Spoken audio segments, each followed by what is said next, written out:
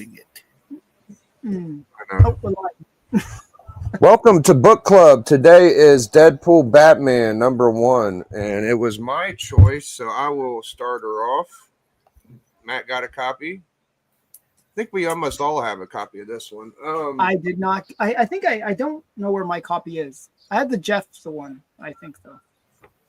All right. Who had that? Alan wouldn't have the copy. I have the Jeff Blanchard one. Oh, good. No, I figured you did. So Deadpool Batman, guys. Zeb Wells wrote it. This is the first Zeb Wells book that I've read that I was like, oh, this is a good comic. I'm just kidding. Greg Capullo and Alex Sinclair. So at first, Deadpool comes to Bruce Wayne, not Batman. And Bruce Wayne didn't see it coming, didn't know this was happening, and wasn't too shook up about it, not too worried. So here's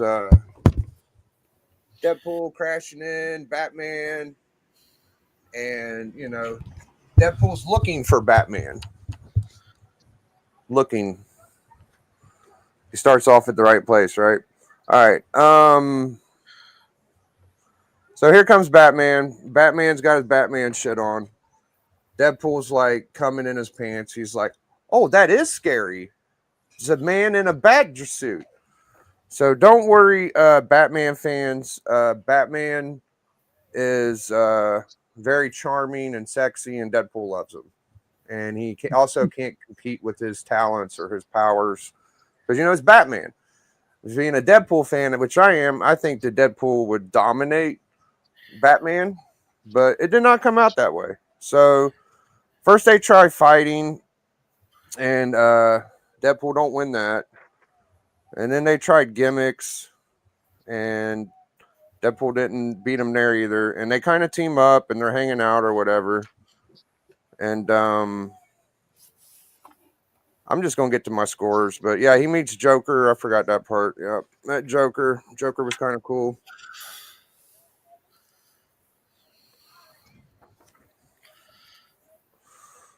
So, by the end of it, Deadpool's just kind of like impressed by Batman is the way I would take it.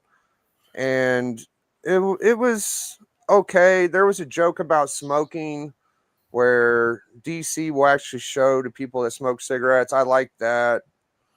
I didn't like how Deadpool just kind of like kissed up to Batman a little too much. And it was just a comic to show his seniority over Deadpool, in my opinion. So, all right, cover. It's a Capullo cover. I'm gonna give it a 2.5. I don't think it was that good. Which cover are you grading? I'm grading the A. Yeah. Okay. Yeah, the A cover. Good old fashioned A. I mean, it's not bad. You got pretty good. There's nothing classic about it, though. No, it's very kind of meh. If it wasn't so meh, it'd be like, oh, this is great. But this cover is not. All right, inside art. It was pretty good. I'm gonna give the inside art like. I mean, it gets better too. If you read the rest of the book, the other stories I feel like are just as good as this, and some of it is pretty good. But no, it was fun to see Deadpool and Batman be the start off for the amalgam this time or whatever. So I'm gonna give the inside art like a 2.75. I'm gonna give the story a 3. I mean, it worked, but it wasn't what I would hope it to be, but it had some funny little stuff in there. It was mainly Deadpool kiss. I mean, that's what Deadpool does every time. He meets like Spider-Man, he kisses up to him. Wolverine, not so much. Like they're kind of the same thing. They're both kind of mercs for money at points. But when he meets the big guys, he kind of gushes, and it's a little disappointing. So I'm just going to say I gave it a 3. overall, I'm gonna give it a another 3. So I'm going to pick D for my second choice. All right. Well, hey, I got a different cover, but I will also grade the A cover. But this does play into one of the stories in the book, so it's not too out of place. Um, I it's hard for me to grade this book because I love the crossovers so much. Um, I love the fact that in 2025, Disney was able to get along with Warner Brothers just enough to make this comic book, and there should be more on the way, I hope. Um, but overall, is it a fantastic book? No, it's not. Um, the story, the cover is fine. The story is fine. The art is fine. Overall, it's fine. And it would probably be a lot. It would definitely be a lot less if it wasn't a crossover. If you didn't have the wow factor of, hey, it's Wolverine. I mean, hey, it's Batman and Deadpool hanging out. Like that would, if Deadpool was always a part of DC and we read this book, it would be very meaningless, like completely. The fact that Deadpool is Marvel and Batman's DC, it bumps it up a little bit. So, the cover, I agree with Biggie that there's definitely nothing special about the main cover. Um, but I still like the fact that I have a cover, that there is a cover out there with Batman and Deadpool on it. So I'll give it a 3. Um, the interior art, I'm just grading the Batman Deadpool story. I've always been a Greg Capullo fan, and that's who did that art, right? I don't know if he just did the cover or what do you guys No, say? No, he did the penciling, I think, Okay. inside the Yeah, book. pretty sure he did the penciling inside.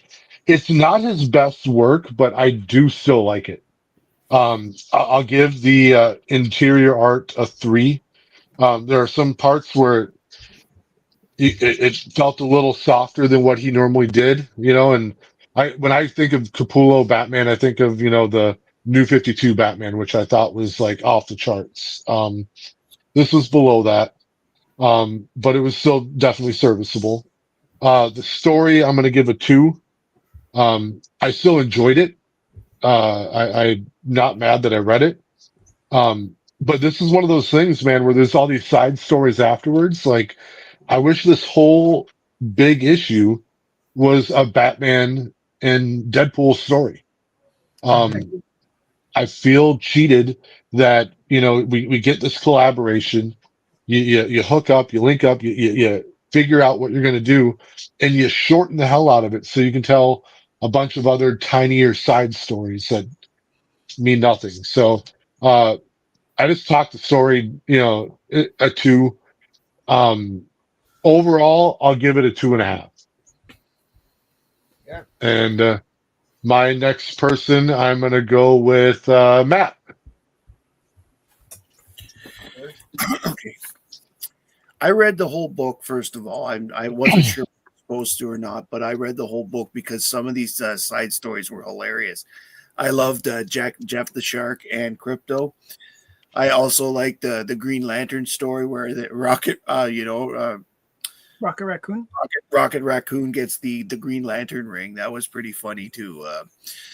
But what I really liked about the first story, like the Deadpool and Batman is I really think that Batman is able to handle Deadpool because he's basically the Joker, Mhm. only less psychotic He in the even sense. made fun of that situation. Yes, and that's the thing I'm going to get to is like that interplay between Deadpool and Joker was hilarious, especially when Deadpool points out to the Joker, "You can't live without him." Yeah. You know, I felt like really. he was like the Batman Lego movie when they kind of mentioned that. But yeah. Yes, no, exactly. And the thing is, because it's a Marvel character outside of the universe, they can make these observations in the comic Yeah. book. Hold on a second, That Matt. I think I fucked up. I got 3.32 and 2.5. Did you rate grade the last part of 2 and the port? Is that 3.322 from you, D? No, I went 3, 3, 2, and then 2.5 overall. Okay. All right. Sorry, Matt. I got it now. That's fine. That's 10.5. Just so Yeah. that. Thank you. All right. So, anyways, as I was saying, it's just funny that they used the story itself to make commentary on Batman and Joker. And Joker, of course, is about as patient as I am, as an impatient. So it's kind of funny to watch and all that other stuff. And Batman, of course, he's like, "Oh, I knew you were going to bring me to the Joker. I knew why, because he knows how he thinks." So, cover. I got the second edition print with the logo cover on it. That's a Not beautiful Lobo. cover. Well, I mean, I love the mix of Lobo and Wolverine. Mm-hmm. Now, I'd rather judge this cover because it's You a can. I don't care what y'all do. You can judge it by that if you want. You bought the book. I like this one. It's a 3.75. Yeah. It's just looking at the motorcycle and the combination of Lobo and Wolverine is just it's cool. This is a character I would like to read about. I was an amalgamation character. I mean, it was on the inside. I think that was the best story, actually. Yeah, I know. It was only a 4-page story, but it was one of the best ones in the book. Yeah, Wonder Woman's really good too with Hitler. Yeah, they were real good. Wonder Woman and Captain America. Yeah, that was pretty good too. Okay. But so the interior art, for the most part, I liked it. I'm going to give the interior art a 3.5. Okay. The writing, I had really enjoyed the stories. So I'm going to give the writing as a whole for the book rather than just the Deadpool story. All right. Although if I do just the Deadpool story, I'm going to give it a 4. I think that's what we should do, though. What do you guys think, gang? No. Yeah. All right. It's Well, really- it gets a 4. It gets a 4 for my enjoyment. It's pure. It's fun. We're going to keep it to the first story, but go ahead. Yeah. Some of the snarky stuff that Deadpool said is stuff that I've made jokes about over the years. So I thoroughly enjoy that as a 4. So Batman fan would like this. This is cool that you like it. Go ahead. Yeah. And so overall, I believe the book is worth a 3.75. It was just a fun read. Yeah, I could see if I was a Batman fan, I would have probably scored it higher too. I mean, so whatever that is, that's what I'm going to do. And I'm going to pick, oh my God, this is why I always like going last. I don't like picking. I'm going to pick TM. All right. All right. I got this cover. Oh yeah. Oh yes, the I Daredevil. like Green Arrow. That or and the Daredevil. Jeff the Landshark one is the best. Yeah, I like me some Daredevil. He's one of my favorite Marvel characters, along Silver Surfer. And then I absolutely love Green Arrow. So I had to definitely get this cover. So if I was gonna rate it on that other cover, there's a reason why I didn't buy it and got this one is because I don't like it, and I would rate that cover probably a 1.5. But if I'm rating this one, I'm gonna put it a 4. Very cool. Chichetto cover. I enjoyed the story, not as much as others, and I do agree that it should have been more of a story. Now, when this first got announced, I was super excited. I was like, yes, let's cross them over. Let's get along. Marvel and DC coming together again. Let's get these stories. And then they had the roster of stories that they're coming out with, like Deadpool, Batman, Green Arrow, Daredevil, Jeff Landshark, and Crypto, Captain America, and Wonder Woman. And I was like, oh, cool. So I'm going to pick and choose which ones I want to get. Then they came out and said, oh, it's all going to be in one book. That was a huge, huge disappointment for me. I was like, well, I like Batman. I like Deadpool, but I probably wouldn't have picked it up if I wouldn't have had to. I probably would have just picked up the Daredevil Green Arrow one. But that being said, I did like the art inside, especially this panel. Just like, we're getting things started. Yeah, that is a great panel. Mhm. But for some odd reason, this didn't remind me of Greg Capullo at all. Like it felt like he was a little different. I don't know if that had to do with who was inking. Like Tim Townsend was the inker in that. I don't know if that has anything to do with it, but like it kind of didn't look like Greg Capullo to me. But I still like the art. So I'm going to give the art a 3.75. Story-wise, I liked how the story went. I like the jabs that Deadpool made at Batman. He made a joke of him quite a few times in this book. Picking on him, saying like he's kind of not the best, even though Batman thinks he is. But it was kind of funny. And then the similarities of how Joker wanted to bring in a version of him that's just like from a different universe, somebody that was like level with him. It was kind of a cool idea, being like, oh, well, the only one that's crazier than you, that's just doesn't give a damn of what happens and stuff, and is willing to take, because the Joker is just, he doesn't care if he lives or dies and stuff. It's all for the humor. It's all for this and that. But you get a different version of him, which is like Deadpool, who is a little bit more of a heroic than he is. So it's a better version of the Joker, like a lighter version of the Joker in a way, but not really, because the Joker is not, that has no powers. Like he can't regenerate and stuff like it. And he's not actually, depends on who's writing him, he's not trained like Deadpool is. So it's kind of weird that they did put that together, but you kind of see the similarities, but not really. But overall, it was a fine story. It wasn't the best. I enjoyed other stories in this more and that. But it was still cool to see these characters come together, and I do want to see this happen more and more. And I do think that it's going to happen with Superman and Spider-Man coming next. Is during the anniversary of those characters. I think they're going to do another crossover with those two. But I would have to give the story maybe a 2 point. I think you're at Inside Art. 3.75 for cover. No, you did Inside Art. Okay. 7.5 for Eric. What was the cover? The cover was 4. Oh, okay. Gotcha. Go ahead, T. I'm sorry.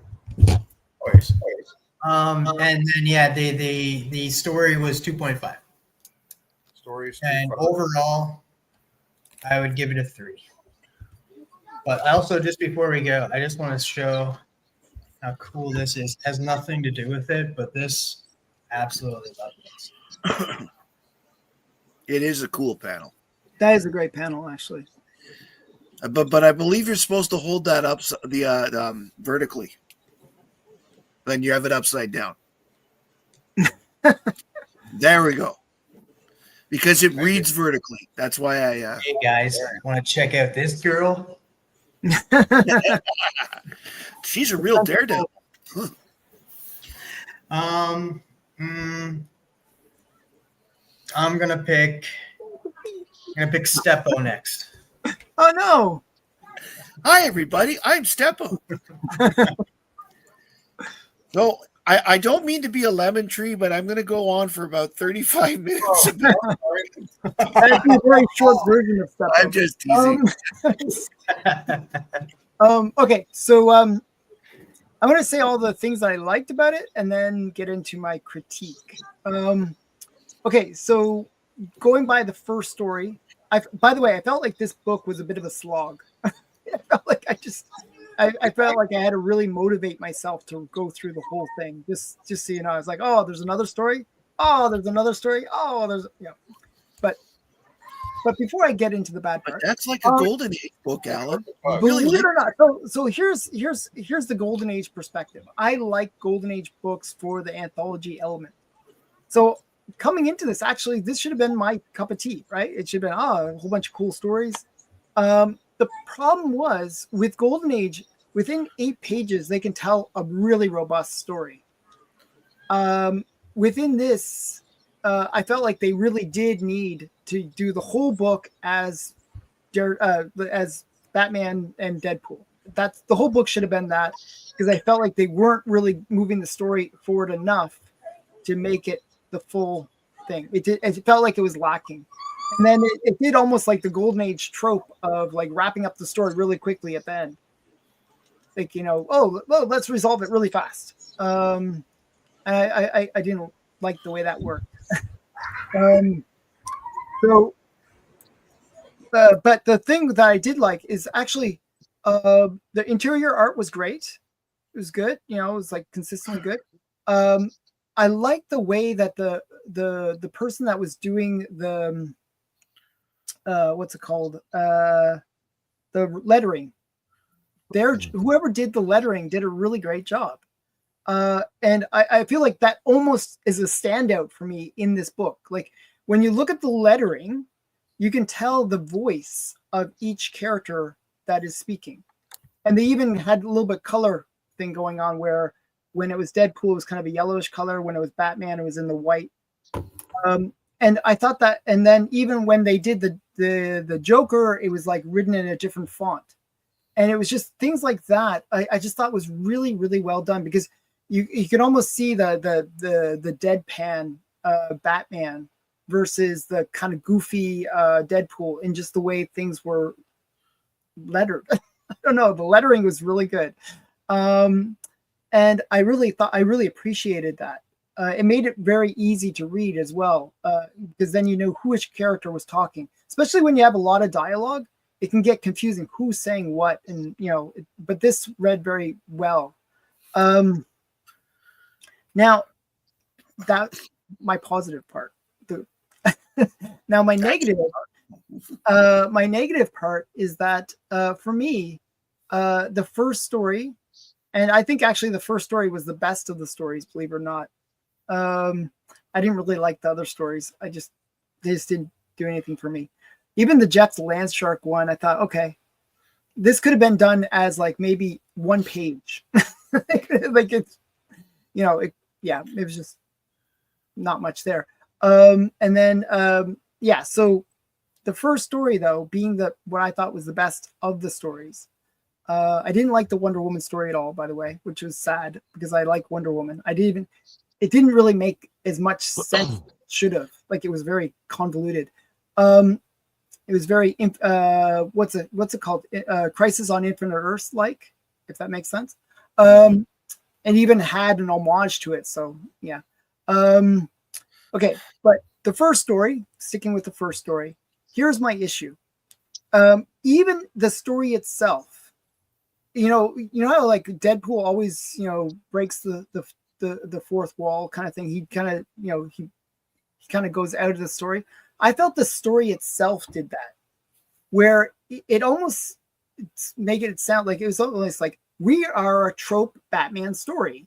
The trope Batman story is the Joker is going to do something nefarious with a bunch of chemicals and make everybody like whatever crazy Joker people. And even Batman comments, we've done this before. It's like, wow, we're in a trope story. And, and in a way I expected more. Like this is an opportunity. We got, DC and Marvel crossing over. This is a huge opportunity to do something different, to tell stories that aren't necessarily DC stories, aren't necessarily Marvel stories, but something new. And this failed on that front. It became a trope. And it's like, oh, how are we going to get the two characters to fight each other? It's like that typical trope. It's like, oh my goodness, not again. I kind of wanted something. I kind of wanted them maybe even to team up. Like in this, they didn't really team up. It was kind of like, whatever. I just felt like it was like just annoying. I don't know. Like, sorry. So I'm going to give it a really low score because of that. No, I was annoyed too the first time I read it. I had to read it a couple times. So yeah. Yeah, I'm sorry. It was funny that Deadpool couldn't drive stick. That was very funny. Oh yeah. So there was like little things like that. I mean, and I don't know. Yeah, I don't know. It just didn't work for me. Hammer it, dude. Do your thing. So I'm gonna give the cover. I'm gonna go based on the A cover. Okay. I'm gonna give it again. This is where like if you think about Spawn Batman or other ones where they did a crossover, Yeah, they nailed it. Thick cover. It's Yeah. like this is an iconic cover because it's an iconic situation. This was like blase cover, and for a big something that should have been a big deal. So the blase cover gets a 2.5 by itself, but because it was a missed opportunity, I'm going to give it a 1.5. Oh, I'm going to be oh, that's a good move though. They need punished for fucking sucking. Yeah, I like it. Yeah, like I mean, why would you do such like this was like they could have done something really cool, like maybe a profile of the two, and like maybe have them. To be fair, I agree because the A cover should have been nailed because that's should what have been just something awesome. most people get the A cover. The variants, to be fair, were some better. good ones. Yeah, to me, the best of the covers was Jeff the Landshark. I thought that was like the the Gauntlet one that went for $30. There's actually one that goes for around 30. Yeah, and it's the Gauntlet one. This one ain't bad either. This one's worth more than the cover A, I think. So this one. Yeah, I mean that's. I like the crypto story. It wasn't horrible. It wasn't a bad story, but it could have been done as it was cute, just like the baseball one. We would not have had anime Supergirl without it. Okay, well, it could have been done in one page. Okay, so I'm going to be brutal on the cover. The interior art though is good, and I'm going to actually give I would have given it a 2.5 because it's kind of like mid tier for the modern era. But here's where I'm giving it bonus points because the penciler did such a great job. I really feel like that was an amazing job. So I'm going to give it like a 3 on the interior art. The story though, again, I really felt bad about this is a missed opportunity, and I felt like it was a trope on trope on trope, and I just really bothered me. I just wanted more. So I'm going to give it a 1.5 again. I'm going to be harsh on it, and I'm going to say the sum of the parts are like, man, the letterer should have done all the work, and maybe it could have been a great thing, but I'm going to give it a 1.5. I'm just going to say it's actually weaker because of this missed opportunity.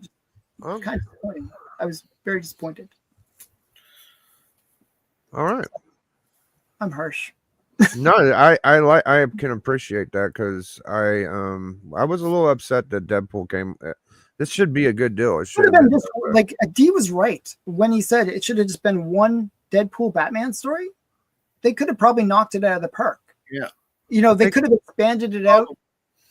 It could have been something, and have them working together a bit longer at the in the story would have been kind of cool. As the book continues, it gets shorter and shorter. Each story gets shorter and shorter in the book, and like some of the stories, like I disagree with you that was the best story in the book, but like some of those stories you could. Oh, that ain't right. Hold on, no, that is right. 57.5 though.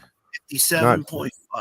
Yeah, not 7.5. One thing that I liked that they did was they gave Deadpool some thinking credit, where he figured out the moon thing, like that. It was like that they were like Deadpool was going to happen during the detective. Deadpool was the detective of the book. I wonder if the DC is going to. Okay, so Marvel clearly put Batman over, right? Does the DC version put Deadpool over? I don't know. If it does, then I'll justify this. But if it don't, I don't know. Mm-hmm. It's the 10th worst book on our list, tied with Hans, and it's tied in score with Hansi, the girl who loved the swastika. Man, oh my goodness, that's a brilliant book. Okay, it would have been lower if I would have went with because like I said, like I'm based it off of the Green Arrow Daredevil cover and stuff. So and I would have been. It would have been like a 1.5. Like I said, like it would have been a 1.5. I don't know. I think the book. Okay, they got the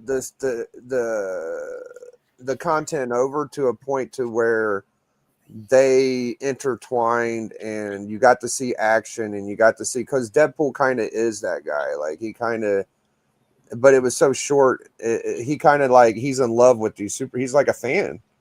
of a lot of the big characters. So this ain't like the first time this has kind of I happened. really felt like they were making an homage to the Lego movie. I think that Deadpool should have met Deathstroke.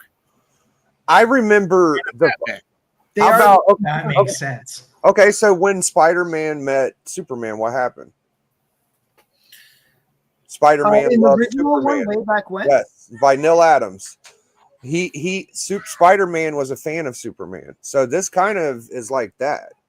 It's just the DC characters are just over so much. The Marvel guys, when they get around them, they're just like, oh my God, that's him. So I don't know. It's the same thing. Yeah. All I would say is that it makes me feel like the DC characters are comic book characters in similar to what, they were for Prime Earth back in pre-crisis, Earth Prime there, where the world without superheroes. And Barry Allen knew all the stories of the Flash because of comic books or whatever. Yeah, it felt a little bit like that. Yeah, it feels a little bit like that. That makes sense. Yeah, like because Deadpool is like he's in the know. He knows that these are characters, so he's kind of like us, looking at these characters and loving these characters, and that the way that we do, because he's broken the fourth wall and looks at these characters from the outside like we do. Now, if you're a fan of Batman just totally dominated like every aspect of every competition of that story. He was a better fighter. He was a better thinker. He had more gadgets. So if you're a Batman guy, this ain't bad to me. It doesn't hurt that he's got a lot more. Batman didn't really save the day in this book. Batman got away with not. It was the Deadpool was supposed to come back with Batman. He didn't do it, so that was it. But actually, I think they gave it a fair. They did it fairly in a way because Batman totally owned Deadpool when they were fighting, right? But Deadpool used a little bit of like street smarts where he kind of upped the game, like he knocked him out with the whatever that potion or whatever it was, the thing in the car. So he actually did get the upper hand on Batman. Yeah, because the way I look at this book, Deadpool saved the day at the end. He was the one that really saved the day. Yeah. And by the way, if he didn't capture Batman in the first place, he wouldn't have had to save the day. But I wanted to point out to you that the Joker actually has a huge survival instinct. Because every time he thinks he's going to lose or die or something, he runs away. Yeah. He tries to escape. He tries to get away. I think he does care if he dies. He wants to live. He has said many times that he needs to live long enough to make sure he outlives Batman. So he's got a big, that's just me. I mean, you may think that and you could be right too. It all depends on your interpretations of the Joker because there have been so many over the years. But to me, I feel he's got a large survival instinct. It is a superpower to do shit that is very deadly, though. TM is right. Like he's always doing dangerous shit. So yes, he's dangerous shit. He's a former chemist. He knows this stuff. But again, if you know the Joker, he's made himself immune to most chemicals by overexposing himself to it so that his body got used to it. Well, D, I believe D, was you first? No, yeah, you second. It's your turn. My turn to pick a book? Yes, sir. Okay, yes. Yeah, I don't have it on me. Superman 75. The death. You ever heard of that one? I don't know. Yeah. I think I got it. Have that. Do you think it would be easy to find? I got it right here. There you go. Let me. Yeah, I think I have that too. By the way, you think you have that? I would imagine you have that. I have actually a newsstand too. Yeah, I have the newsstand. This might be the greatest book to ever be on Book Club, dude. I'm calling it now. This will be a good one, I think. I'm calling this is the best book. It certainly will be near the top, probably. I'm calling it right now. I'm gonna probably score this one reasonably high. Yeah, don't tune in next week unless you want to see us just absolutely make sweet love to this book. All right, let's go around the horn. I gotta make some cereal for my kid. Go ahead. What you got going? what's going on? We're gonna have the Friday challenge on Friday. Saturday, I'm going to be reviewing. I just finished watching the what's it called? Peacemaker 2. So I'm going to be reviewing that and giving my opinion on that. And then I picked up a really cool collection of Golden Age books, which I'll be showing on the Monday special. So that'll be fun. And it's from local vendors that I bought these things. So it's going to be a pretty cool special. That's it. That's it for me. TM, you're up. We'll be back tomorrow with the Hot 5 Commandments. We're going to be doing that tomorrow at some point. So keep an eye out for that. Then Collection Club Friday, Matt's Body Saturday, Bleecker Street on Sundays. I've got the Damsels of Halloween book in, and sometime maybe tomorrow, the next day, I'm going to try to record it and edit it so I can get it out like Saturday or Sunday and show like each page, page by page and highlighting the artists and that in the book. So I want to do that for Brian LCS and the artists that were involved in the Damsels of Halloween.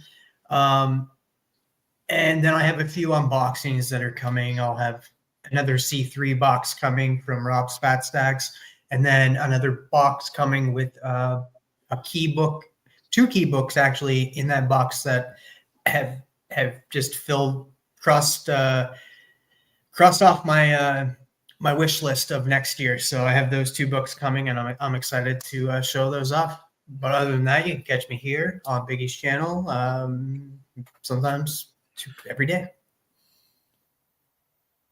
Okie dokie. How about you, Matt? Well, I have the Superman show airing this week on Sunday. I'm not sure who's coming yet. I'm waiting to hear from a couple people, but that will be resolved. This week's topic hasn't been decided yet. It depends on who says they're coming and what they have, so we'll go with that. But Superman should be fun. I had Robbie Josephs on my show last night. If you want to see a heck of a collection, go watch that rerun.